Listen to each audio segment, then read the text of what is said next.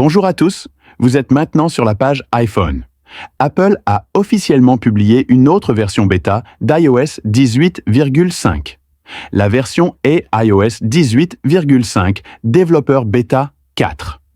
En plus d'iOS 18,5 Beta 4, Apple a également publié iPadOS 18.5 Beta 4, WatchOS 1.5 Beta 4, tvOS 18.5 Beta 4, HomeOS 18,5 Beta 4, visionOS 2,5 Beta 4 et macOS 15,5 Développeur Beta 4. Si vous êtes un bêta-testeur public, membre, comme toujours, vous verrez probablement cette version disponible en téléchargement sur vos appareils dans les prochaines 24 à 48 heures. Passons de la 3e à la 4e bêta.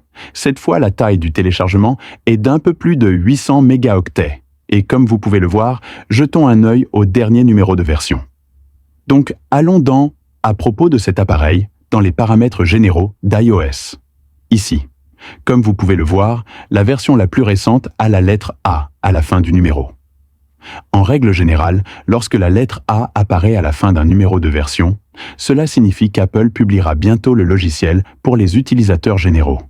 Selon les derniers rapports, le code de la 4e version bêta du développeur d'iOS 18,5 indique qu'il y aura 2 nouveaux fonds d'écran. Et il semble qu'Apple travaille à la publication de 2 nouveaux fonds d'écran sur l'iPhone, parallèlement à iOS 18,5. Cependant, la dernière version Beta 4 n'inclut actuellement aucun nouveau fond d'écran.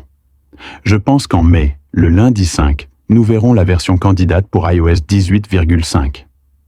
Une semaine plus tard, la semaine du 12 du mois, le lundi 12 du mois, je crois qu'Apple publiera iOS 18,5 pour les utilisateurs du monde entier, qui comprendra certaines des dernières fonctionnalités, modifications et améliorations de base, nouveaux fonds.